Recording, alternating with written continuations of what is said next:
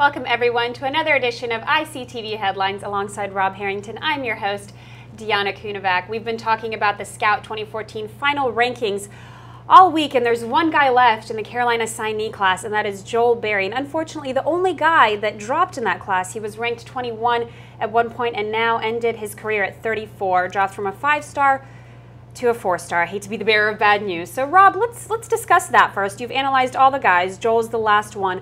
What do you think was the biggest reason for his decline? Well, I think there are 2 points I would make. One strain of thought would be, why is a drop warranted? Which I do think a drop was warranted. Two, why was that drop possibly too significant? Which I also think is the case. Why he needed to drop, I thought, was because, bottom line, undersized, okay athletically, but has not shot the ball well in a long time. Even this season, when he played very well for his high school team, a 3-time Mr. Basketball, you can't overlook that stuff in Florida. Not at the highest classification, but a decent one. He still did not shoot threes well. And that's against a vastly inferior competition level from what he will see in college, goes without saying. So I think when you combine those 3 factors and the fact that he really did not play well in Chicago when you and I were there for McDonald's practices, he was maybe not as bad as people said he was, but I didn't think that he was very good by his standards. And so I think that's why a drop was in order. What do you think was the biggest factor that played into his performance at McDonald's week? Because I remember watching him those few days and he just never seemed to be able to get into a rhythm. He is a quarterback. He's not an explosive, take over the game kind of guy. You don't give him the ball and say, okay, go out and get me 20 points. He does that for his high school team. Yeah. And so I think that misleads people, but he always has been a floor general commander type. And you can't do that. Even in McDonald's settings, those practices are very good and competitive and structured. He still doesn't know his teammates. You still are playing within the confines of a scrimmage, without a score, without a clock. It's very staccato. You know, it's not a flow. So I think that hurt him there, and that sort of dovetails back into my point why I think we may have dropped him a little too far. I would like to have seen him stay in the 20s, just because I value the intangibles and the leadership, and he is very strong. And he's a tough guy, and I think he'll be a good defender. I do think that his strengths will probably not show up until the departure of Marcus Paige. You know, to an extent they will, but I think he needs big minutes, and how is he going to get big minutes with Paige there? You touched on his strengths a little bit. So what are those? You know, we've watched him for a couple of years now, and although the decline did happen, obviously he had to have improved in some areas, correct? He definitely did. I don't think he's gotten worse.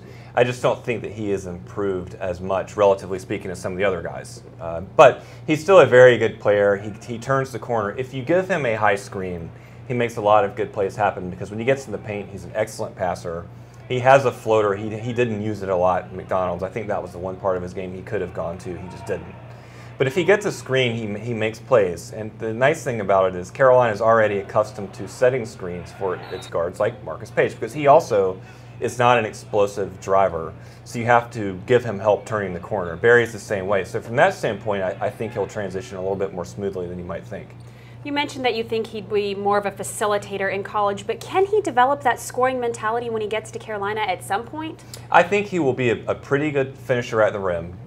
Granted, he's 6 feet tall, so not so effective. He's not going to be John Wall. He's not going to be Tywan Lawson. But I think if he will become reasonably effective with that floater, maybe as a sophomore really start to knock that down. The question is, will he hit some jump shots? He really needs to at that size, and given his athleticism. At his level, he needs to hit some threes, and that is the thing that, okay, why is he shooting in the low 30s? What does he have to do to get to 40%? Because that would make him a completely different player. And if he does that, we'll look very foolish for dropping him at all. That's what we want. We want you guys to look foolish. That's the whole point here. It happens. All right, final question. How do you see him fitting into the team in the next year or two? Because you mentioned Theo and Justin both being starters, and of course Joel's going to be not only behind Marcus Paige, but behind Nate Britt. So what kind of contribution do you see him making? I think that's the toughest aspect of the rotation that Roy Williams has to figure out next season. Because I know people think that Paige can be a 2. He can play off the ball, but I don't think he wants to play off the ball. Yeah, me neither. You don't make your best player play off his natural position, not when he'll be mentioned as a first-team All-American potentially at point guard.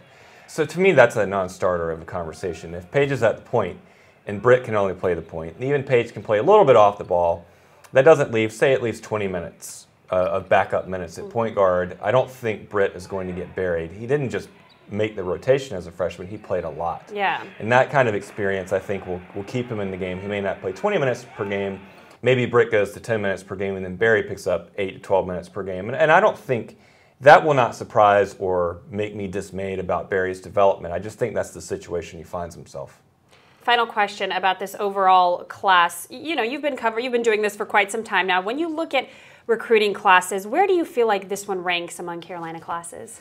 I think it's maybe, I'd have to break it down, probably among the 4 or 5 best that Roy Williams has recruited. And I think it is particularly important because there had been a growing narrative that they have slipped. And I do think there's something to that with the top 5 type players. And despite that, they are bringing in a top 5 class with 2 guys at the minimum who I believe are ready to step in and play 20 minutes per game. I've said before, I think Justin Jackson might average double figures next year. So if that's slippage, you know, we should all be so lucky to slip that way. There you go. All right. Well, I think that's going to be it. Appreciate it. That's going to be it for this edition of ICTV Headlines. Thank you so much for joining us.